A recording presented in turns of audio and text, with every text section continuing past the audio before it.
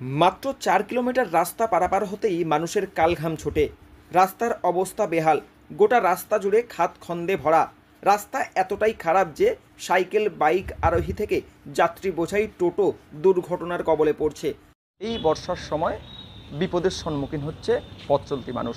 টোটো, auto, ট্রেকারের মতো বিভিন্ন যানবাহন যাচ্ছে, সেই সঙ্গে সাইকেল বাইক তো রয়েছে। এমন রাস্তার বেহাল অবস্থা, বৃষ্টি হলে হাঁটার উপযুক্ত থাকে না। হাত পা ভাঙছে যাত্রীদের। বৃষ্টি হলে আরও বিপজ্জনক হয়ে পড়ছে এই রাস্তা, এমনটাই অভিযোগ স্থানীয় মানুষের। এই দেখুন না, পেশেন্ট নিয়ে যাচ্ছি, যাওয়ার মতো পরিস্থিতি নেই রাস্তায়। এই রাস্তাটা খুবই জরুরি। এই সামনে কলেজ আছে, স্কুল আছে, হসপিটাল আছে, মানুষ যাতায়াতের এত অসুবিধা হচ্ছে।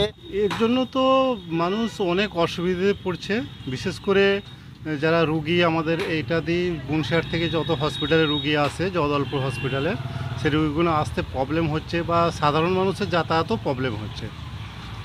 আর বৃষ্টি হলে, বর্ষা হলে তো আরও বেশি অসুবিধে পড়ে যাচ্ছে মানুষ। সমস্যা প্রচুর, গাড়ি পাল্টি খেয়ে যাচ্ছে, টোটো ইঞ্জিন ম্যান যেতে পারছে না, পাল্টি খেয়ে যাচ্ছে।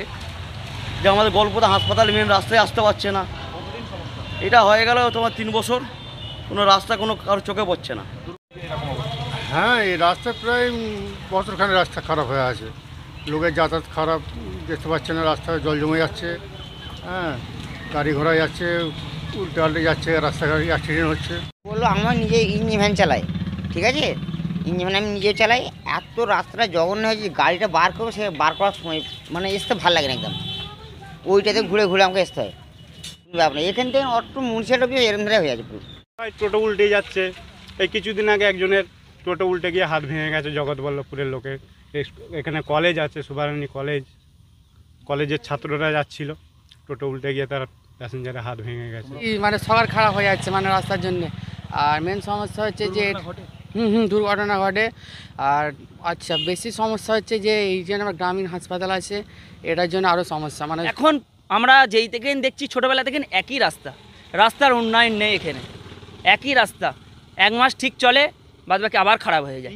হাওড়া জেলার শেষ প্রান্ত হুগলি লাগোয়া এই রাস্তা সারাদিনে কয়েক হাজার মানুষ যাতায়াত করে। একদিকে হাওড়া আমতা রোডের মুন্সিরহাট, অন্যদিকে জগৎবল্লভপুর হাসপাতাল যাওয়ার ইছানগরী মোড়। প্রতিদিন অসংখ্য সাইকেল, বাইক, টোটো, অটো, ট্রেকার এবং বড় বড় পণ্যবাহী ট্রাক যাতায়াত করে এই রাস্তা ব্যবহার করে। সত্যিই খারাপ।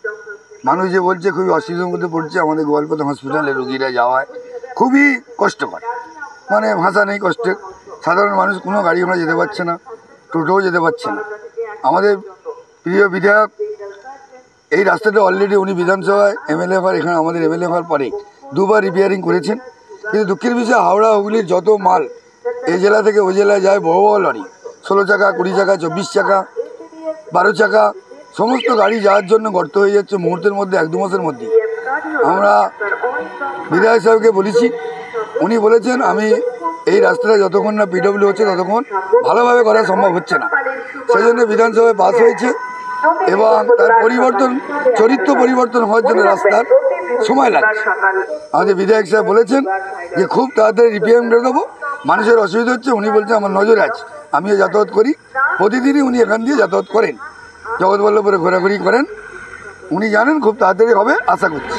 বিধায়কের সহযোগিতায় এই রাস্তা দ্রুত দুর্ঘটনামুক্ত হতে চলেছে।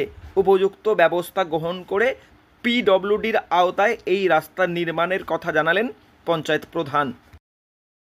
হাওড়া থেকে রাকেশ মাইতি, লোকাল 18 বাংলা।